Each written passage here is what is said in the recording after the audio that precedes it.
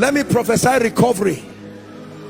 You have lost money, you have lost friends, you have lost opportunities, you have lost relationships, you mishandled favorable opportunities and it slipped your hand. Is there hope for a tree even if it be cut short? The Bible says, at the scent of water. I want to speak over your life. In the name of Jesus, I have been commanded to bless. Therefore I decree and declare, everything that has left your life and is not by divine orchestration, I call it back now. Stop crying. Put on your armory of a warrior. You have cried too long. Your grandfather cried, gave birth to children who joined him crying. Your parents have cried. Will you continue crying and transfer tears to your children? Tonight is the night that you will get up and put on that regalia. There has to be someone who comes in the spirit of Gideon, in the spirit of Deborah, someone who will get up and say, no, storms, you must come to an end. Hear me.